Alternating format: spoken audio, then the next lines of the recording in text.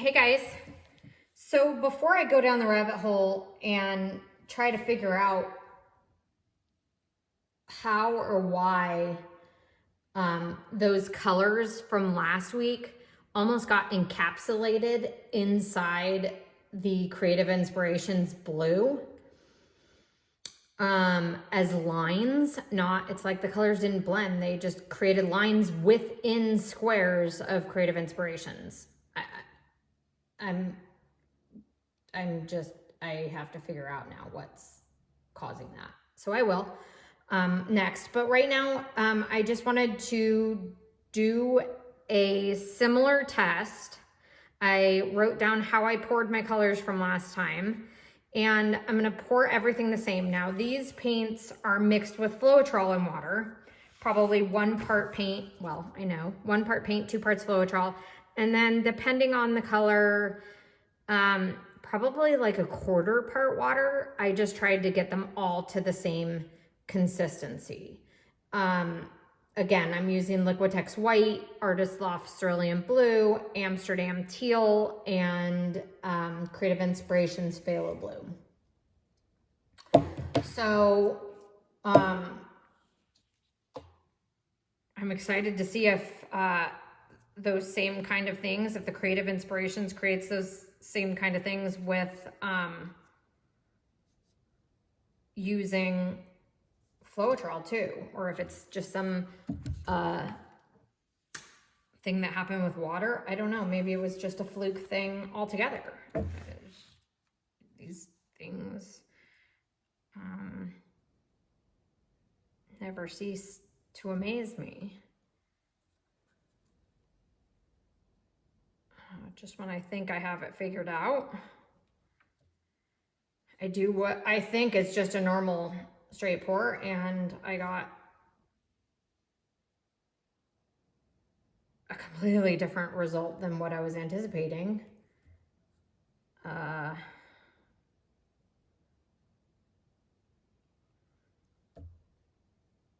So I'm eager to see what's going to happen here.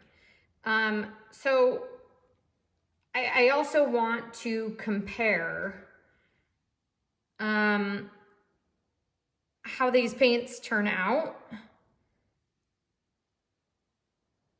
If the colors are the same, if they're as vibrant, if adding the Floetrol mutes the colors at all, or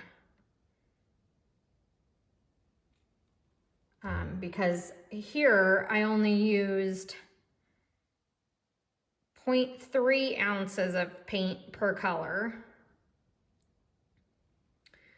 where on the other one I used 1 ounce. So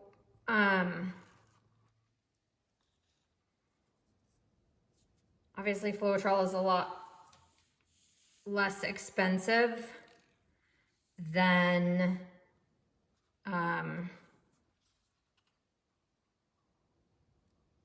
paint. Paint is still expensive. Floetrol is getting more expensive, but to use 1/3 the amount of paint, if I get the same result,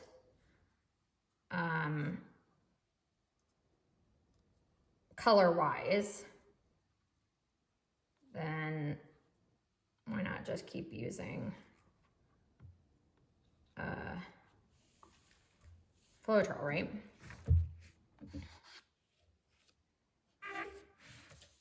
Okay, so I'm just gonna do the same thing. Get my edges with this dark blue. All right, this is gonna be good.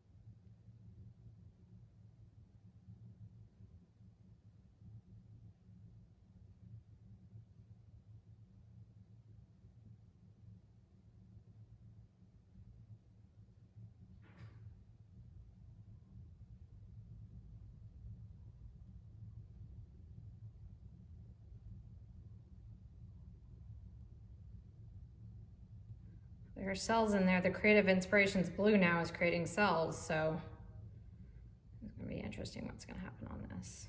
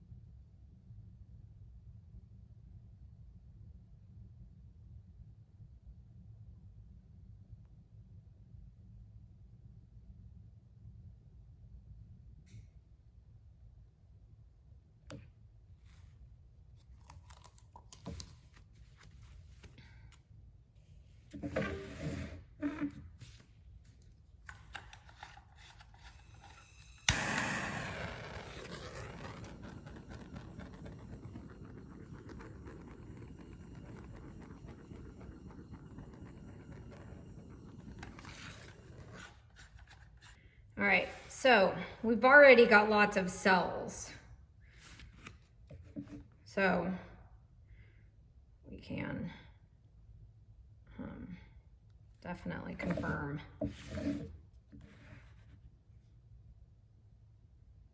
Floetrol does that, which we all already knew, but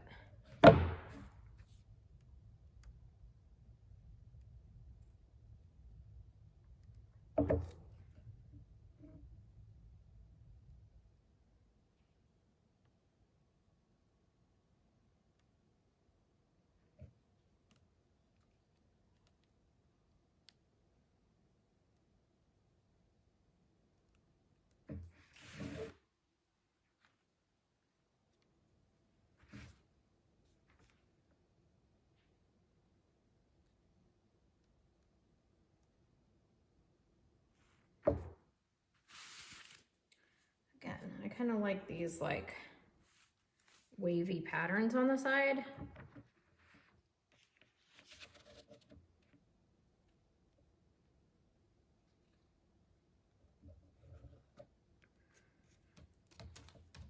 Lines, the horizontal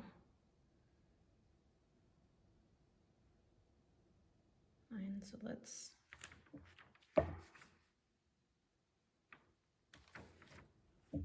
try to keep those, right?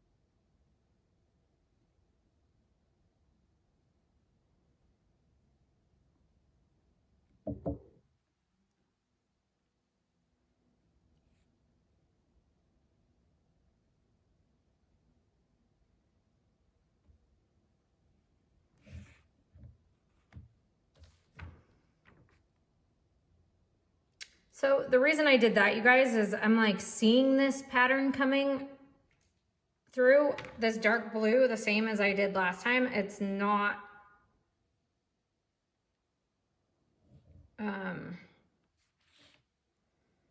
as prevalent. I don't even think it's the same thing, but it's like these little squares of blue. Let me bring you in, show you what's going on. The sun may have come out for a second, so I turned off the light so you wouldn't have the glare. But see in there, that's what I was trying to stretch out a little further, but it's not anything like the other one. But it kind of looks like it might have been. So I just needed to see. I'm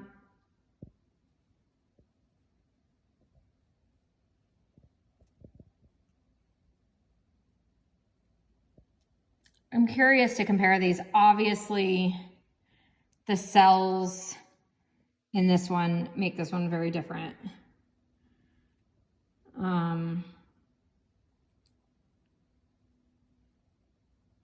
And the pattern in the other one made that one very different.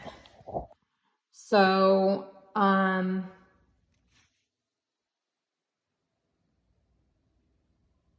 just an interesting test, you guys. I'll bring you guys back when it's dry.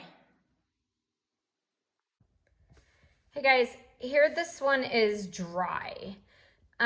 So this one just started out kind of as a test on two accounts. One, I wanted to see how the colors compared to mixing just water and paint versus adding 2 parts Floetrol, and see if it muted the colors, kind of what Floetrol did to paint colors. That's how this started. And then on that last painting, I got all those geometric shapes that were so cool. And so I also wanted to see, you know, was it the cup I used? Was it the paints I used? Or was it just the fact that I just used water that created that? So I mixed my paints as I normally would for this one, and I didn't get any of those geometric shapes that I did in the other painting. I did get like what I thought might be the start of them, but it turned out to just be nothing down here. But this one turned out really interesting as far as like, I don't know, all these like little peacock feathers, kind of what they look like to me. they're just really cool. On this side, all these little fingerlings.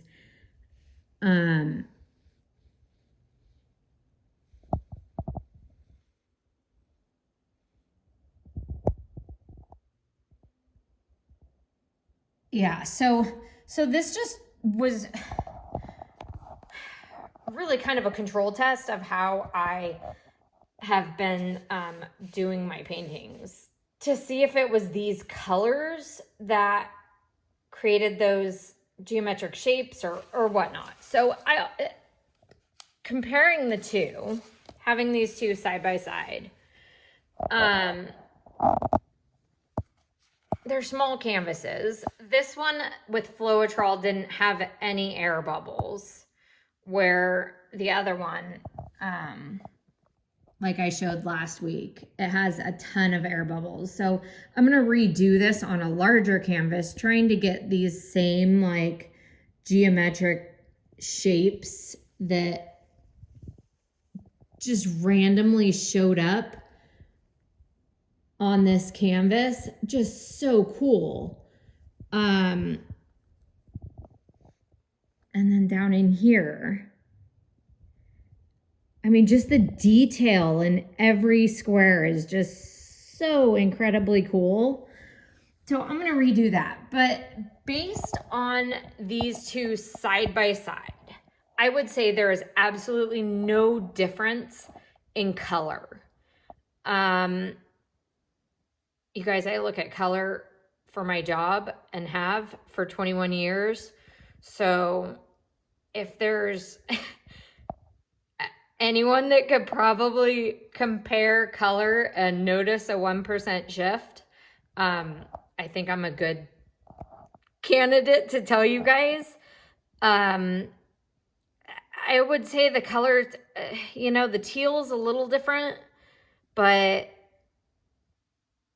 I don't think Floetrol really affected these colors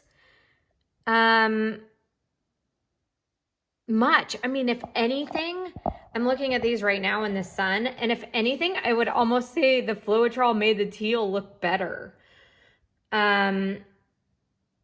So I don't think using Floetrol really did much. 2 parts Floetrol didn't really affect the color. So at least not on these. So you guys, I'm now going to mix some paints and do maybe a 20 by 20 canvas with just the paint and water, and hopefully see if I can recreate this geometric shape thing. So stay tuned to that. See you guys next time. Thanks for watching.